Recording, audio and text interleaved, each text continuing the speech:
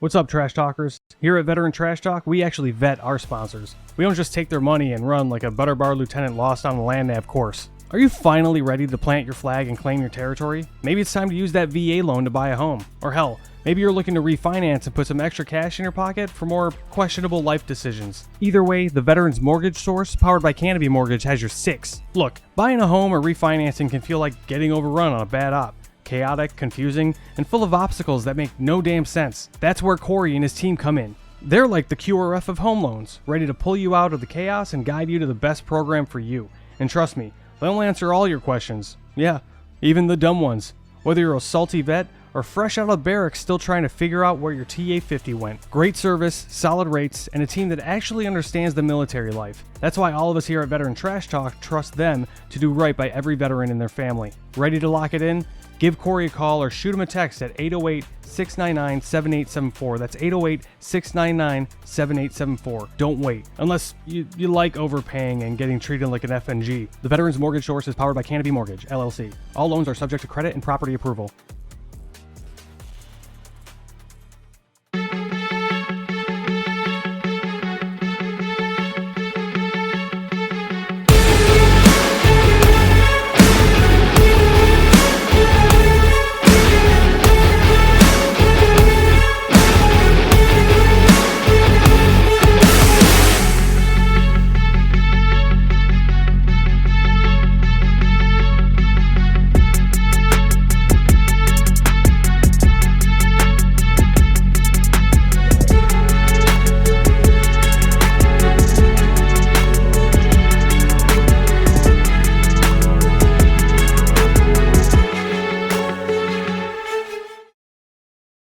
What's up, Trash Talkers? Listen, it's impossible to fight, okay, if you don't know what you're fighting for.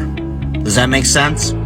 Like, if you're in the dumps and you're struggling with mental health, things of that nature, it's going to continue tearing you down, all right? Because you're consistently trying to fight something, which is that demon, which is usually something from the past, right? Maybe that why needs to be fighting for your future. Let that be your why. Get the hell up and start fighting for your future. Stop fighting things that happened in the past. Easier said than done, right? Go seek help. It's okay not to be okay. A lot of people need to hear this. You are more of a warrior and a fighter if you stand up and say, hey, this has to stop. I need to go seek help. The stigma, everything has changed. It's okay not to be okay. And so my honesty cap is dedicated to a little, we'll call it a public service announcement for civilians and other people in the military. There are a few people that you should always take their stories with a grain of salt. Vegans, CrossFitters, and special operations guys that tell you that they were special operations without being prompted. The first thing they say is, yeah, I used to be soft. Right. The only unicorn in that entire group is like a special operations guy that was like a vegan and did CrossFit. That guy's probably going to stay quiet for a little bit longer because he's confused as what he should talk about first. And that's the only reason. Right. Anybody that says that they were soft without being prompted or without it being like a normal part of your communications is probably either an enabler or going to tell you a bunch of stuff that's not exactly true. What's up, Trash Talkers? What's up, Gruntworks Nation? Big Earl. You heard Dave talk. You heard Buddy talk. Now, Buddy's all about, he is a Green Beret and he's Special Forces and yada, yada, yada. But he will not tell you that unless, he really, really likes you and he's made dinner for you. However, what Veteran Trash Talk does is we bring a lot of light to the veteran community, the first responder community. We promote that what we're doing well, all right, whether we're running for office, we started a business, nonprofit, all those things. Veteran Trash Talk is a super clean page. We got Gruntworks if you want to go there and raise a little hell a little bit, but we are here to promote veteran-owned businesses. So the show you are about to watch is a veteran or veterans or a spouse of a veteran or a child of a veteran that's doing great things in the community, and we need your help promoting them and getting them all all the success that they need. All right, guys, enjoy the show.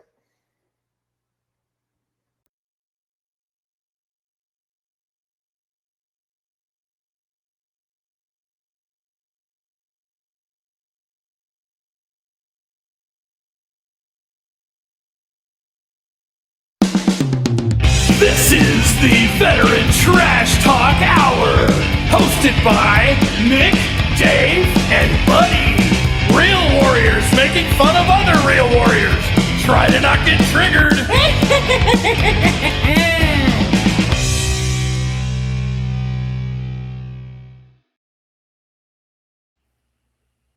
What's up, Trash Talkers? What is up, Gruntworks Nation? Welcome to Season 4, Episode 11 of the Trash Talk Hour. Special guest today is Army veteran and author Brendan Kelly, who will be discussing his upcoming book, The Echo of Silence. And joining me today are the Big Earl.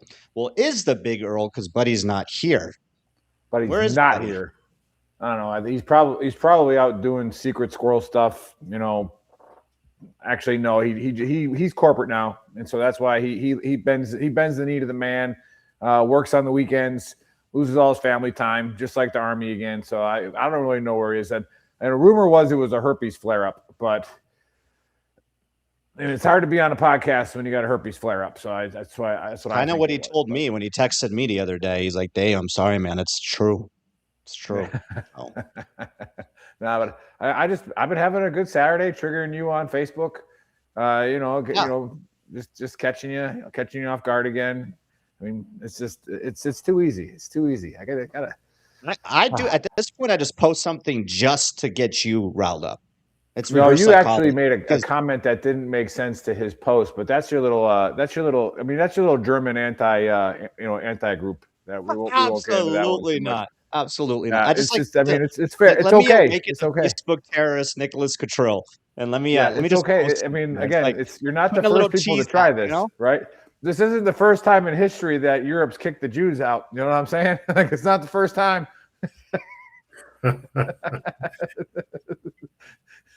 Well, it's good to be back. Man, what's up, Tanner? back. Tanner Port said he just got his. It's not the Epstein shirt, Tanner. It's we're gonna get shut down. All right, it's just a shirt with a picture of the files.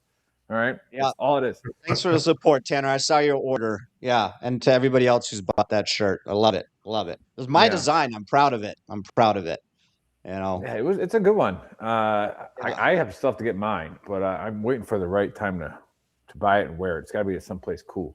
So, Yeah. I mean, Anyway. I travel a lot, but the triggered pansy shirt's the must on travel. Like, That's fair. got That's to. fair. I get it. Yeah, that's definitely a conversation starter wherever you go. Yeah. And I had a people pilot go at Burbank political. Airport.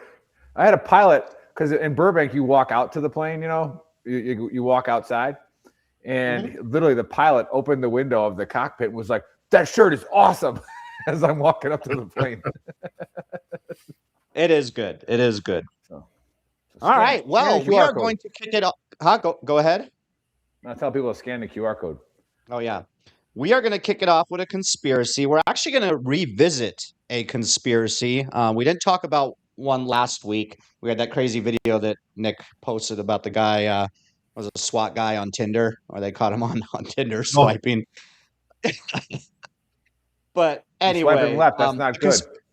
Yeah, that's not good. We still know the full story what happened afterwards. Like, was he married? Did his wife catch him? Was he not married? But who knows? We'll have to dig into that a little bit. But the conspiracy I'm going to talk about, we talked about it 2 or 3 weeks ago. At that point, we were at 4 or 5 missing scientists that have just come up, disappeared, just gone. And now the number is up to 10. So, Chris, play the video, and then we're going to discuss it real quick.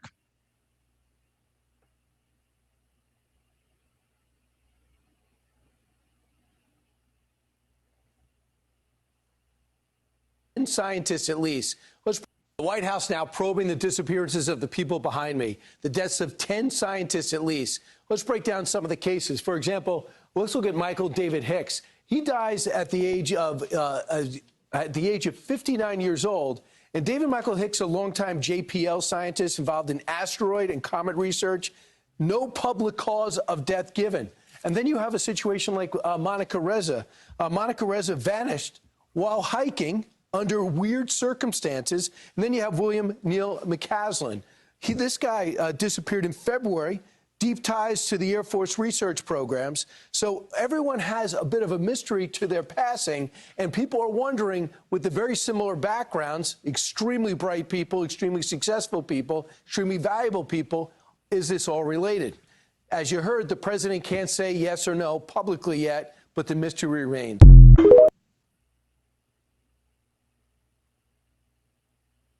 So again, it was 5 initially, right? Maybe a coincidence still, but 10, that's a freaking pattern.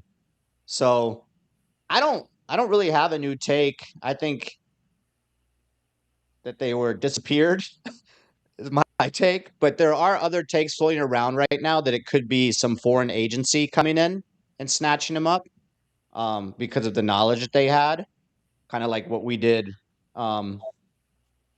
with the Germans to create NASA, right?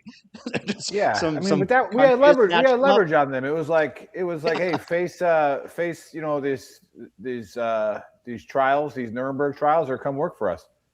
Yep. Yeah. It's up to you. So I don't really know what's going on there. I don't know if Buddy's claim was they were taken to space or whatever to work with the aliens, I guess, because some of those guys were actually into the UAP program and all that stuff. So I don't know. They're definitely gone. I think they're gone. I don't want to say it's our government offing them because, you know, the president did announce that we're going to release all the UAP and alien stuff, and maybe they just knew too much. And if all that stuff comes out, they can't talk about it. I'm not sure. What's your take, brother? What's going on with these scientists? China. Tanner says it's China, but more of a China, right? In the Trump language, China. Tanner, you should just sign on, Tanner. Tanner's got probably some of the most, he's probably most up to date on geopolitics in our friend group. We should probably just bring him on. If you want, Tanner, just sign on, bro. But, yeah. What's your take, Brendan? What's happening? Is it coincidence or? Well, you know, anytime we put the word government into any kind of sentence or story, there's too many what ifs out there. Now, I agree with you. 5, okay, that's a little strange. 10, okay, there's something going on that's not being shared with the rest of us reindeers out here. Some silly games taking place. Yep. My thoughts, just throwing it out there, they went into hiding. They're going to start their own thing. Oh, yeah, because I think the general was the last one, the Air Force jet. I like that take. We haven't had that one yet, because the last one was, I think at the beginning of this year, was a retired Air Force general in New Mexico, and he just grabbed his pistol or whatever and told his wife, I'm going hiking or whatever, and just never came back. Just grabbed his pistol. Interesting. Yeah, those of you watching on X, thanks. Big shout out to MBR Radio for sharing us. We get a lot of viewers whenever they do that. And I think Faceman and I are guest hosting on the H Train show next week. So we'll be on there with them next Friday. Somebody just scanned the Mortars Are Hung shirt. William's checking back in from Virginia. Again, that's not sexual. All right, that's literally what you do to a mortar. You hang it. All right, so yep. All right, so keep your head out of the gutter, all you people out there. All right, so it is what it is. There's some sexual connotation to it. We'll admit it. We'll just tell the truth. There's a little bit, but we are grunts. Yeah, you think of a lot of the things we've done in the military, and it kind of leads itself into that. Yeah, you're spot on, brother. Yeah. The person who wrote that Happy Gilmore in the movie Happy Gilmore, where he just does the bull dance with everything that he has. It's like that dude was definitely in the military. It's like you give a group of guys something, they're gonna find a way to make some type of sexual joke with it. Just give it to them for long enough. It's gonna happen. But yeah. But hey, big shout out to everybody watching. Here? Really love it. Yeah, I mean, Brendan's take is pretty solid. Good one. Yeah. Sounds like a sci-fi movie, if that was the case, right? Now they're all working together in some underground lab. Hey. Right. And again, are they Are they part of your boy Kerber's master plan? Is it part of the queue? Right? Is this where the chess pieces, as you would say, come into place? Dave gets triggered about? Well, no, they had too much. They had too much to do with space, and I think that guy thinks the Earth is flat and space is not real. Why do you think they gave Elon a couple of months of of access to the government? And now he's up shooting up all in space and got all these rockets up there, and maybe he just needed a couple months to figure out everything he needed to do to take over the world. Yeah, so, get the right people in the right place, and yeah. But I also agree with too many what ifs in the government. I for one, I get mad at a lot of people on social media for this, where you can't give the government that much credit. Too much credit. Yeah. Like you can't give like one person that much credit, especially. And then if the government knows about it, everybody knows about it. Now there are the rooms we talk about this, and there are the rooms of people that are talking that we don't know what they're saying. We don't know what they're doing, and they're doing whatever they want. What we got here, the Warren Commissioner's report still hasn't been released. Sorry, Bruce. We'll do our best. We'll put a shirt out about it. We'll talk about it next week. Tune in next Saturday. But yeah, man, I just got back from the Quad A Summit, the aviation summit in Nashville. Nashville is a good time. I recommend if you ever are bored, go to Nashville. If you're a hockey fan, go to a Preds game. That is a lot of fun. I went there. My buddy and I went to that game, and then as soon as you get out of the stadium, you're right on Broadway Street with all the country bars, and it's a pretty wild time. So go to Nashville. And there's a lot of cool stuff that's getting built in the areas of drones and all that kind of stuff. And so I don't know. What is this Air Force guy who specializes in missile going missing, and all these other guys? If you're working in New Mexico, like you're doing some secret squirrel stuff out there in White Sands, man. Like, oh, for sure. Oh yeah. Like, no way he just goes missing. No way. But all right. Yeah, he was also involved with the UAP program, though, too, supposedly. I mean, so now we're talking all the alien and UFO stuff, and like if you're watching, you're into all that stuff. Watch that new Bob Lazar documentary that just came out, and we've talked about Bob Lazar on the show, and he's been on Joe Rogan multiple times. The guy who was basically recruited to work in the secret space program and reverse engineer a fucking UFO that they had at whatever this place is called in Roswell, New Mexico.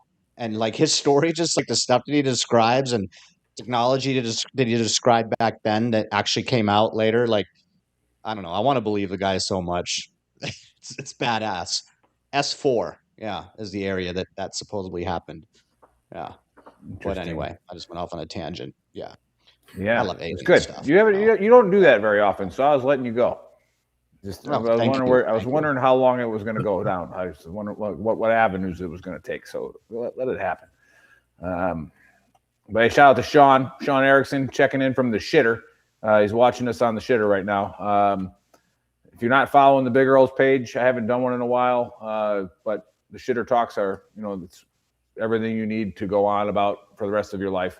Understanding what's going on in the world of the news, if you pay attention to my shitter talks. All right.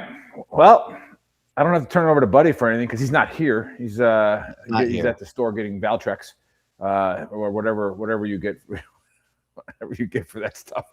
But yeah, traveling's always been a big part of my Book of Earl. And again, if you pay attention to the Book of Earl, your life has already gotten better. And will continue to get better. I use a lot of the stuff in the Book of Earl that are from my own shortcomings. All right, they're from things that I failed at, things that I get triggered about, things that make me get upset, and I want to know if it upsets you too, and how do you handle it. But I'm going back to the airport thing. If you follow this, right, you know the tenets. All right, I'm about to write a whole new chapter of the Book of Earl just on airport etiquette. How should you act in an airport? There's the obvious ones like don't take your shoes off, right, on an airplane, right? They just don't do that. All right, you go get a job making $100 million a year and get a private jet if you want to take your shoes off. They just don't. That smells. That's disgusting. It bothers everybody around you. That one's a given. All right, so I'm just gonna start with the ones that I've already talked about and kind of rack and stack them. And I came up with a new one that's really, really upset me this week in travel. But this is the number one. Do not do. We're gonna call them the airportitudes. All right, just like the beatitudes, or the airportitudes of life. All right, William Vokes is like, what the fuck? Hey, what's up, William? We're talking about what not to do in an airport, or what not to do on an airplane. All right, here's the number one thing you don't do. Everybody knows when the airplane docks, they ring that little bell, right, to let you know that you can take your seatbelt off.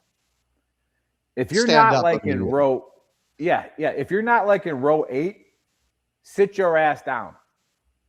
All right, you ain't going nowhere. Okay, you're not. And then the same group of people are the ones that say, I have a connection to make. 90% of the plane has a connection to make. All right, 90% of that plane. So you thinking that you're going to sit and wait, and guess what? First class getting off first. Don't matter, right? So you're going to wait for that. But if you have a short flight, if you're booking that way, spend the extra $100 to get up into business class so you can get off the plane faster. All right, just do that. All right, that's the number one. Okay. Number 2, when you're waiting to get on the airplane, when you're waiting, in the terminal, do not put your luggage on the seat next to you. All right, that is not what the seat next to you is for. There's a bunch of old ladies standing up. There's kids standing up, and you think that your space is so freaking important when you're about to get on a sardine can anyways. Your space is so important that this seat next to you is for your luggage. And now I can't sit down. I can't sit down and wait. All right, you're a bad human being. All right, you know what? Maybe you're not a bad human being. You just raised wrong. All right, you weren't spanked. That's probably what it was. You just weren't spanked. And now this is where I'm going to need your feedback on, because as I'm revising the Book of Earl, and I kind of like what William says, I'll just fart. Well, you know what? The airlines have that whole air thing. It only smells for a little bit, not that long. We have to find a way to solve this. We have to find a way to solve this problem, because it's really starting to trigger the shit out of me. And every time there's 3 things that go wrong in the hallways of the terminal. Number 1, people standing, waiting in the middle of the hallway. Why? What in your brain are you like, this is where I should stop? This is where I should stop right now with my 5 kids, my stroller, and my uncle, my grandpa, and we should have a conversation. This is that's what went through your head when you have all this space. The fatal funnel, right? Right. And then I get it. This is sometimes where you just get caught, or you get caught in those tricky positions where do we follow international traffic laws? Do we follow American traffic laws? Do I walk on the right side, right, or on the left side? And if you're walking on the right side and you're coming at me, I have the right of way. All right, I am going and now we get caught in that. I'm just going to stop. I'm just going to stop and let you go. And you go. All right, it's bullshit. All right, there should be, even in COVID, we had the arrows to keep us all alive in the stores, and thank God for those people who thought of that, because I don't think any of us would be here right now if we didn't have the arrows in the aisles and to know where to walk. But yeah, I think that and I get it. Sometimes, like I said, sometimes you just get caught. Like you got to go to the bathroom, right? You've been on the plane for 3 hours, and that bathroom's across the freeway, called the hallway, the freeway, right? Then you got to get back to your side. I'll cut you some slack. But if you're just walking, I think you got to be on the right side, like normal traffic. And if you're not, you're an asshole. All right? It's that simple. And then if you're stopped in the middle, you're just like the protesters that block traffic. You should get run over. All right? Those little carts that drive with the handicap people, they should be able to run you over. You should be able to call it up, and then you just plow them out of the way. And then everybody gets happier because we're already upset that we're traveling. Why are we adding all these extra stressors? Why am I not allowed to sit down because your luggage is more important than a human being? All right, we're not even going to get into the emotional support animals. All right, that's ridiculous. That is just, you don't fly. Don't fly if you got to bring your little. There's a difference, and Dave knows this. There's a difference. I should write this down for another airport attitude support animals. Dave knows the difference. All right, there are trained dogs that are there to support you and there to get you through some things. And then there's ones that you just thought you'd go get a certificate and they're little pieces of shit and they won't shut up on the airplane. All right, those are not trained dogs. They should not be allowed. All right, but anyways, that's what triggered me this week. But what are you guys' thoughts? What are your thoughts? Am I out of line here? Are these not things that people should just kind of know? Or do we need to teach this? It should be an etiquette class.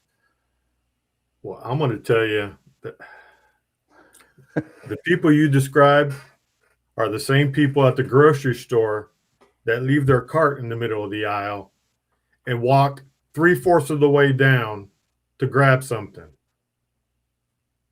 You know, and they're the same people that will walk on the wrong side of traffic with their head down on their cell phone.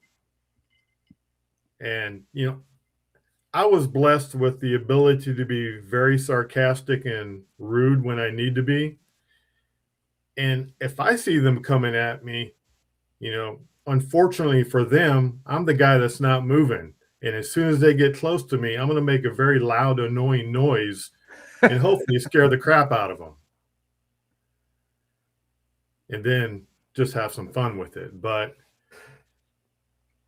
I agree with you.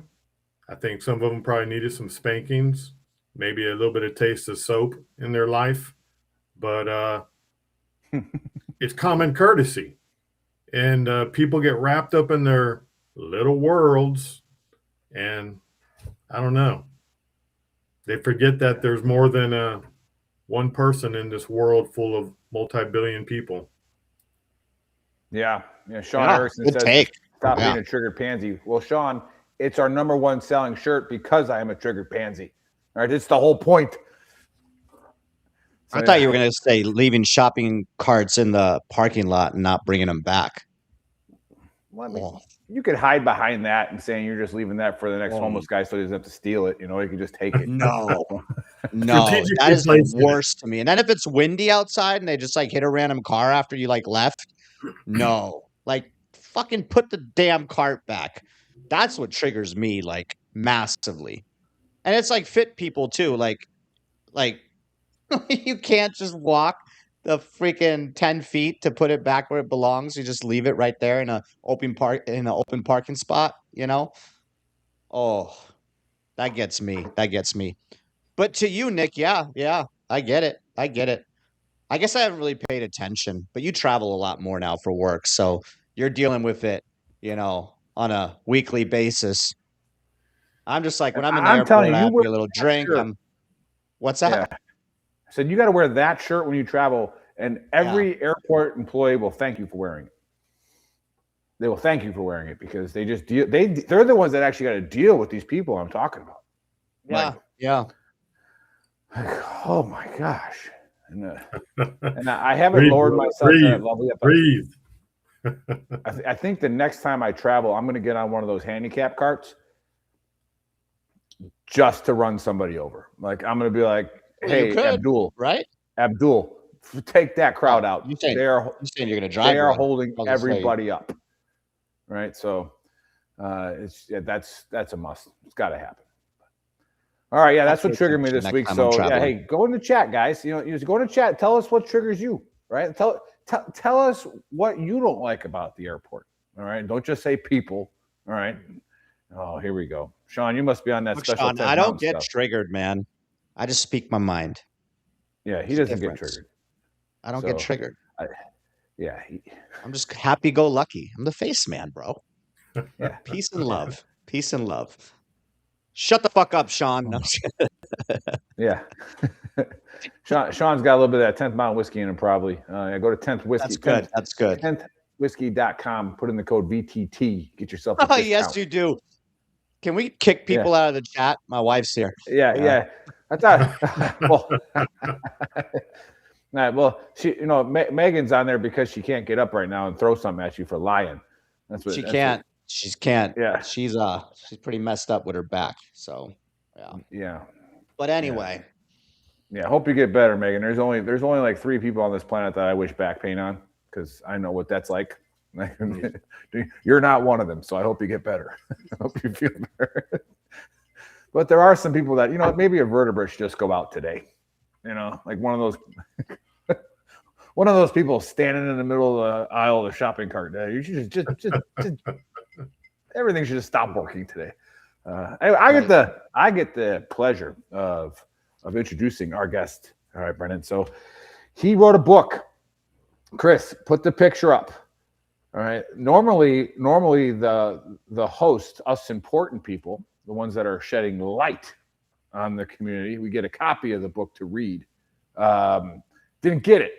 So now we are going into this dark and hoping that we can start up a conversation about what it is. But this is what it looks like. Chris obviously didn't upload it until now. Lazy mofracky. All right. But The Echo of Silence, a novel for finding home, about finding home. No, I'm excited to dive into this. Obviously, I read a little bit on the website. You were a 22-year Army vet. Started out in the air defense artillery world. Did what Faceman did and went recruiter because you didn't want to have to face the bad guys anymore. No big deal, is what it is. And then you were like, I'm going to write a book. And that now all you're hoping is that the people in the military, the larger population of us, can read, which is a stretch. So you got to find out if we can even read it. But here it is, BrendanKelly.com. All right, AbsolutePublishing.com, The Echo of Silence. All the links are in there. But Brendan, tell us a little bit about yourself. Tell us about your service. What got you to writing a book, and everything you got going on. So welcome to the Trash Talk Hour, otherwise known as the Dumpster Fire. And let's hear it. All right. Thank you all. Appreciate it. And boy, where to start? It's been too long. But with the military, like you said, Big Earl, started off in air defense. I was a career soldier, eventually got tagged to do some recruiting, ended up finishing my career in recruiting. Then, prior to recruiting, I had a couple of deployments, and, unfortunately my deployments, were very much engaged with whoever we were calling the enemy on the other side of the scope or barrel. And when I retired, I taught high school for a bit, which was crazy. Then, did some corporate gigs. But, the one thing I didn't do, and I love how you kick off the segments of the shows with, when you're in the car talking about it's okay to not be okay, is one, I wasn't okay with not being okay. And sadly, two, I thought I could do it on my own, take care of myself on my own, figure out all this beautiful life crap and experience on my own. And unfortunately, the demons were a little bit stronger in that moment.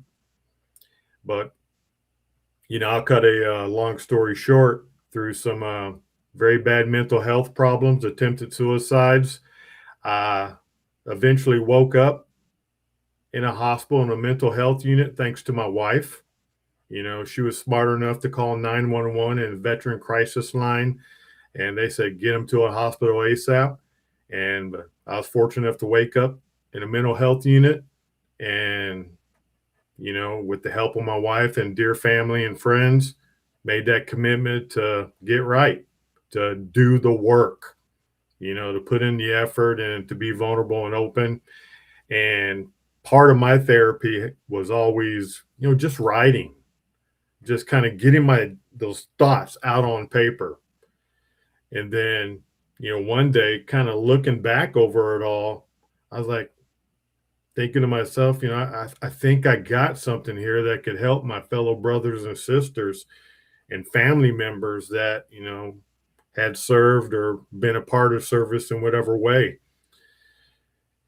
So I put together a book, started pitching it to different publishers, got a handful of no's, spoke to a handful that, didn't feel right, and then eventually linked up with Absolute Publishing where we connected. And now I got this book coming out here in early June, possibly sooner. As soon as I get the hard copy, you will get a copy. And if you're not able to read it, I will create you a picture. We're not book. Marines. We can handle it. We're not Marines. We can I'll create you a nice little picture book. We'll get by. Yeah. No, or an audio book. An audio book hey, works. We're glad you're still here, brother. We're glad you're still here, man. Yeah, we're glad you didn't succeed and complete suicide. I have multiple guests on there that me too. Real thankful. So yeah. And then another big shout out to your wife for calling for help, because depression sucks, and it just we've had enough doctors on the show that talk about it, and enough people who have went through it to where it almost becomes where you don't even see it as an issue sometimes, and everybody else around you's messed up, not you, and so absolutely.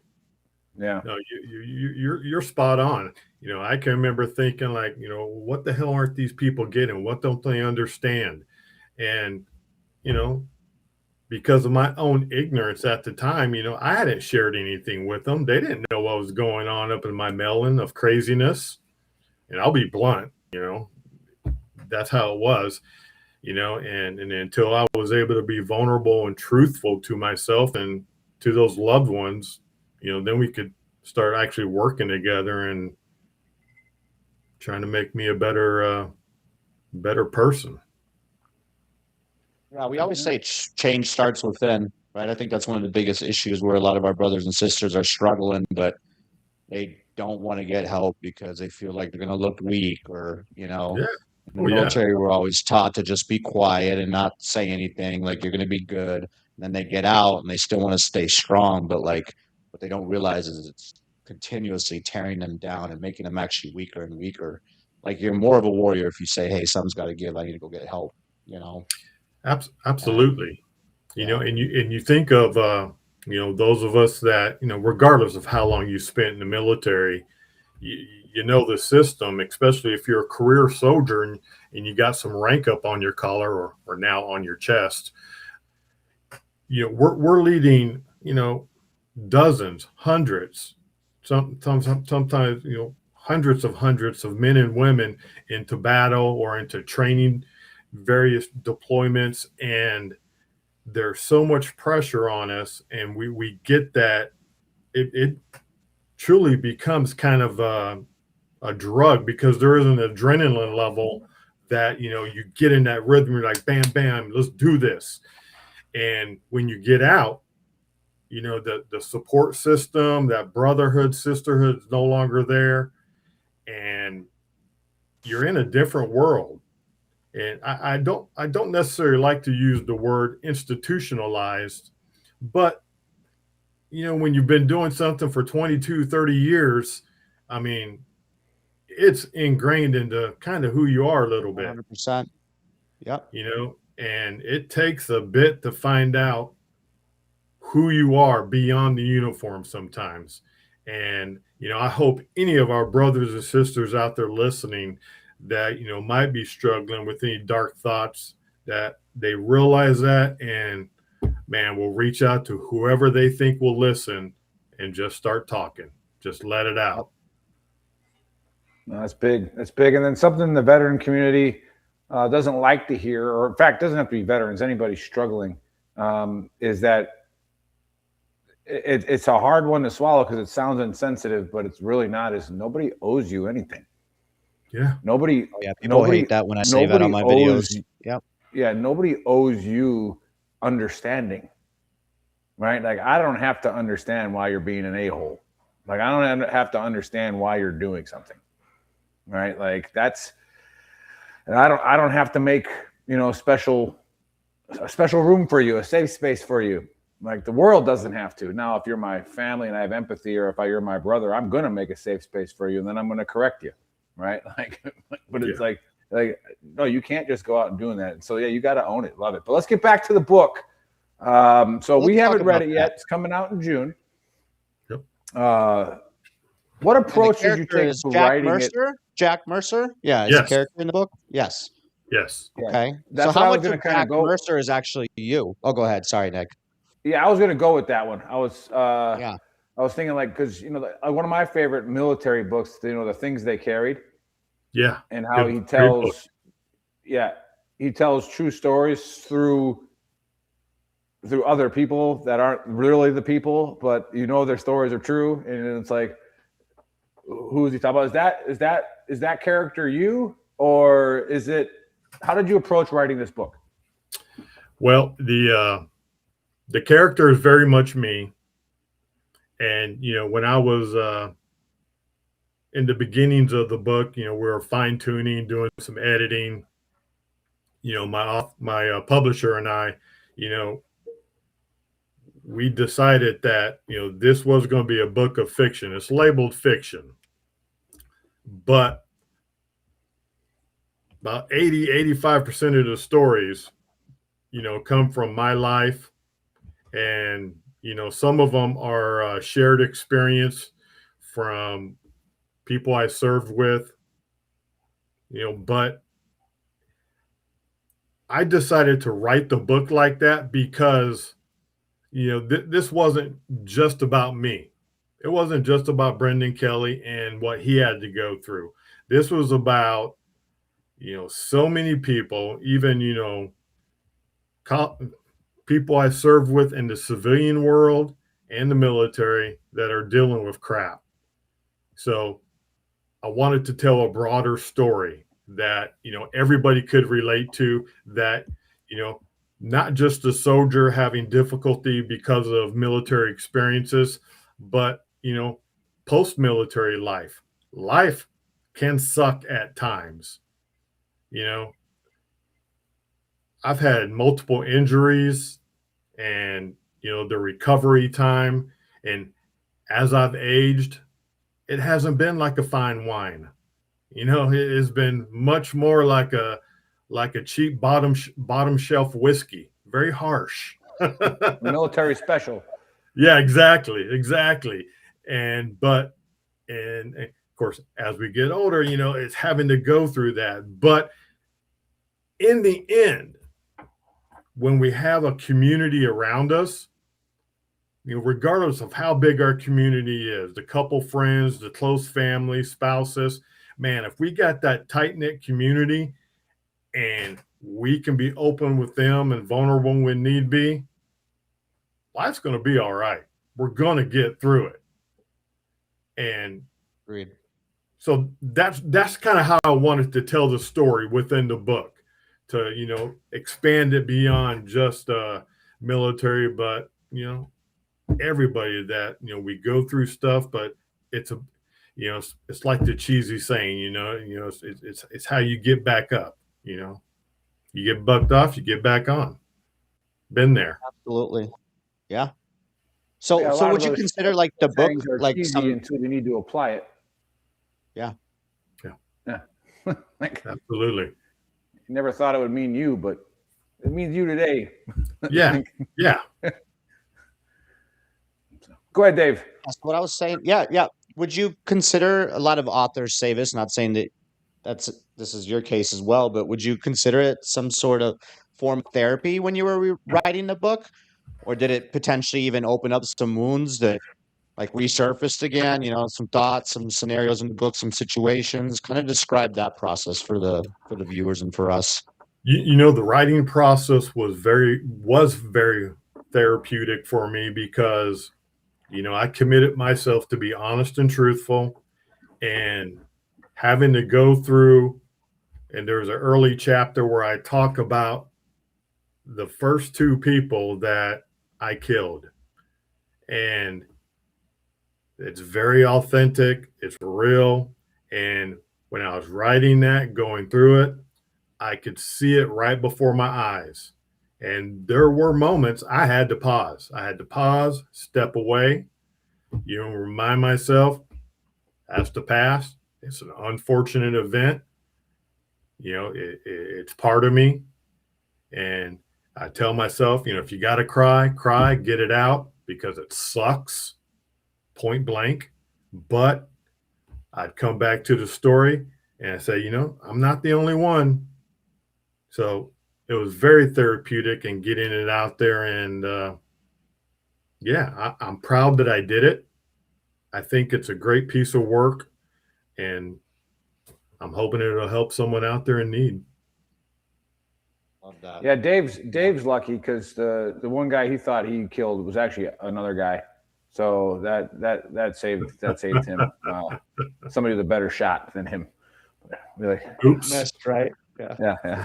No, I'm kind of gonna bring up that scenario, and I can totally relate. After that happened, when because I mean, especially in an infantry platoon, you never know who shot who. I mean, you do sometimes, but then when a whole platoon is firing at the enemy, exactly. It's like guys got 20 bullet holes, But with that one specifically, there's a lot when we were in Barkuba that I deal with, my demons, right? But that one, I had nightmares for weeks, even while we were over there. Immediately, my brain was just not processing it, because especially after we cleared the objective, I was literally sitting next to him, dead on the ground, eating MREs before we were going to go clear the next house, and it was just like, whoa, shoot, I didn't step on a bug or accidentally hit a bird, so I can definitely relate to that one. Until this day, my nightmares are. One of them is about a similar scenario to, what I experienced in Barkuba. So yeah, I appreciate you sharing that, man. Yeah. And there's tons of other veterans that are dealing with that as well. 1,000%. Absolutely. And, I only had a handful of deployments. I have friends that I served with that, have been on 5-6 deployments, and, none of them pretty. And it adds up. It's tough. And, I have a young student. Well, not young anymore. He's a young man. He joined the military out of high school, and he was one of my students that I taught.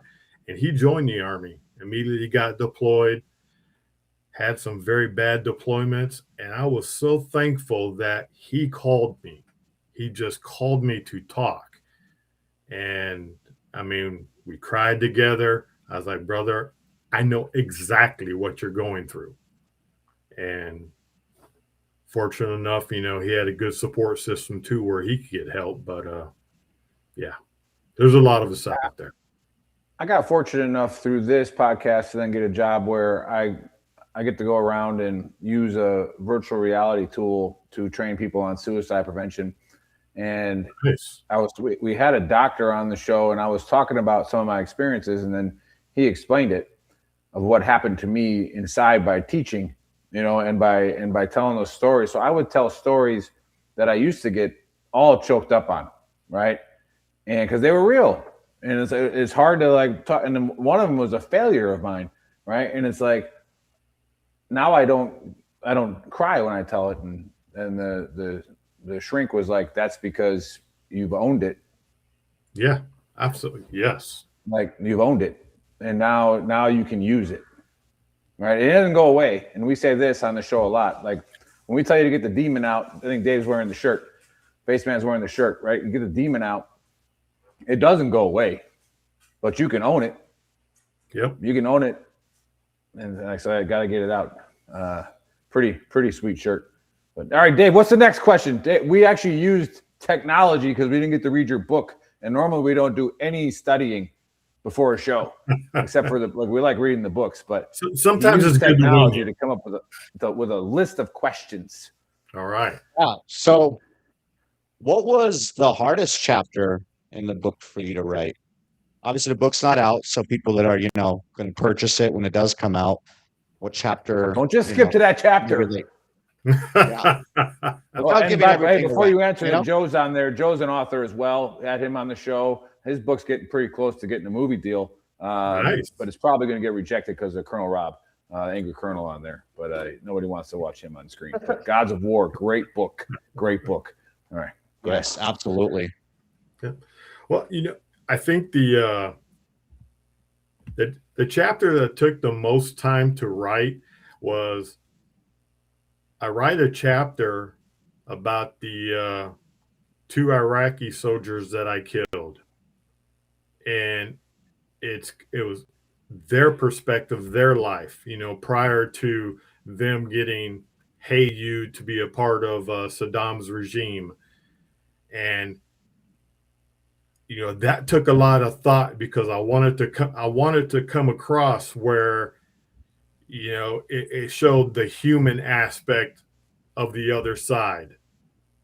They were just normal people trying to live a life, trying to provide for their families, and then next thing you know, they're thrown into a uniform and sent out into the middle of the desert to meet the most powerful armed force in the world.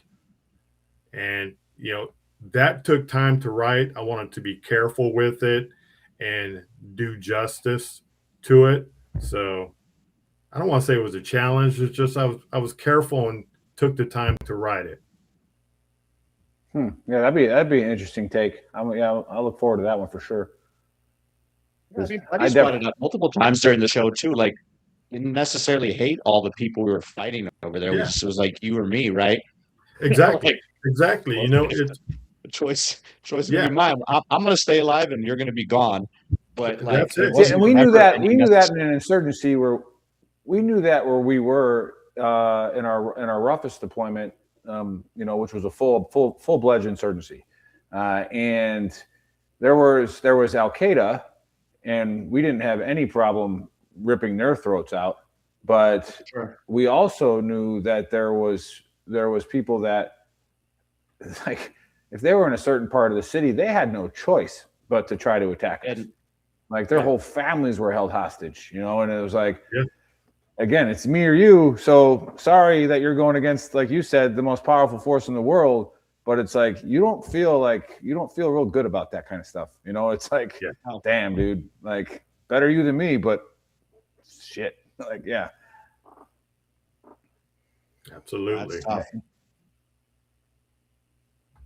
All right, next one, Dave. That I sent you the whole list, brother. I'm letting you take over, man. This is good. You use the technology. I'm not. I stole the first one from you because that's just what I do. I stole the thunder. Unless he's freezing up, I can ask. If readers have to take one thing from this book, what do you hope it is? Woo, that's a good one. Well, take one thing that, man, we're not alone.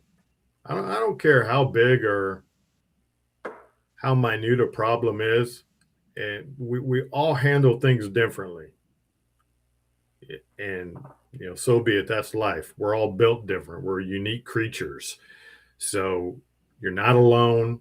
You don't have to do everything alone. Reach out. And we're human. We're allowed to make mistakes. We're allowed to screw up. It's just you learn from it, you move on, and you try to do right.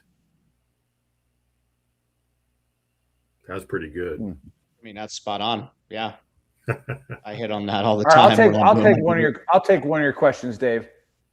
Yeah, I got the list pulled up, and because we've had authors on here, and we've, I think I have that book around here. He was Navy, and then he was an FBI agent.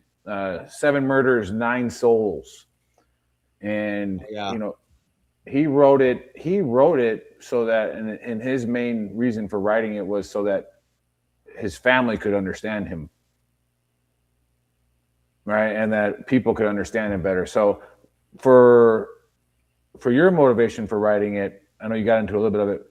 Do you see it more along the lines for veterans, for people who are interested in PTSD, or is this more for like family and friends?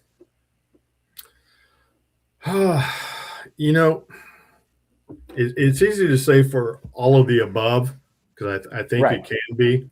And if my daughters decide to read it, I think they'll get better insight. I've shared a little bit with them. I don't share much with them, about it. It's not a conversation. We sit around and say, hey, let's talk about this. No, but so I think it'll be great if they can read it, get some insight. But, the mental health community, I'm a big advocate, regardless of military service or not, in supporting that community and giving them a voice and trying to help. So that's the direction I'd go. Love it. All right, Dave, take one more and then you can do the AAR. I love a good after action review. Got to do it. Otherwise, we forget what we talked about, even though we could rewind. So let's talk about where the book actually will be when it comes out. So like anybody that's watching right now and they want to, can they pre-order it? Is it going to be in bookstores? Is it just going to be Amazon or a website? Like where can everybody get the book? And then share some links, maybe how people can connect with you after the show. There's a website. Obviously, we know about it, but we can talk about it again. And then we'll go from there. Yeah, the book will be available at any bookstore you go to. Whether the bookstore is carrying it or not, it all depends on the bookstore, what they have going on. But, you could still go into a bookstore and order it. It'll be delivered. You can do it from my website, as you see below there, Absolute Love Publishing's website. So it's going to be available in a variety of sources. And, I'm working with some independent bookstores to do some little setups and visits to get the book out there around the country. So, it's going to be available anywhere. And, if you want to connect, if you want to talk about the book, or you just need someone to listen, you can check me out on my website, BrendanTKelly.com. Even same thing over on Instagram. And, I'm always happy to chat, but you're going to get the truth. So beware. Love that. And then I guess I do have one follow-up question to that. One follow-up. Is this it? Or are you going to let it play out? Or do you already have any other books in mind? Or is this it? Did you get the author itch? You want to write more? Yeah. Are you going to wait and see how it goes? And then what's that? No, I'm definitely, I'm working on a couple other books now. Nice. So I'm going to continue telling stories. They'll have a little bit of that military theme woven in, but also, overcoming challenges and, even working on some little bit of a action thriller. Well, we got a question from the audience, one of your peers, another author like we talked about, Joe. Joe says, do you see your legacy now defined as an author or what you have done previously? No, my legacy is going to be when the dust settles and, my ashes are scattered up in the mountains. Whatever people think of Brendan T. Kelly, so be it. Whatever memories I left with them, hopefully good memories, that's the legacy. And then how my girls and my wife are doing. I got to throw a little humor into that serious answer to your question, which was awesome. But I want to be remembered as the guy who has the "Don't stop in the airport hallway" signs. That's me. Homer, Mr. Safety of Springfield. Yeah. A new shirt idea. Maybe we should do it. Yeah. But anyway, great having you on. That was a lot of fun, and I look forward to reading it. Because you did promise us you're going to send us the book. We'll Absolutely. buy it. It doesn't matter, obviously. And then I think once it comes out, I think Nick would agree totally that we'll get you back on and promote it again. It was a good time. And I got the AAR. So yeah, you got to read the script. See what happens. People don't read. I wrote down 3 things, right? So the missing scientists didn't disappear, right? They started a secret society, and they're kind of doing their own little thing, and they're going to be part of the Q, right? Nick said they're part of the Q. You're going to talk to Kerber about that. So, and then lessons from Nick's honesty cap. Don't be that guy at the airport. Okay, there's just too many things to list off of all the things that you mentioned, right? And then go buy Brendan Kelly's book, Echo of Silence. Will be available in June. And we all look forward to reading it. And then we will have you back on. We usually take the summer off, but maybe prior to our little summer break, we'll have you back on and promote it again. Sounds good. Final words, brother. Last words. You got anything else? Keeping it simple. Just thank you for your time. Great to connect with your community, and much love. Love it. Boom. Boom.